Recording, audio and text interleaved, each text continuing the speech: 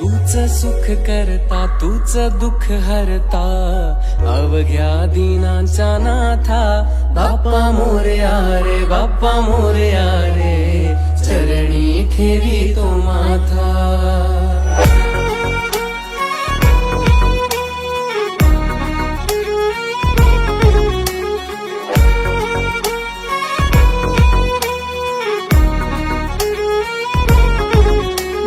झाले पुरे 1 वर्ष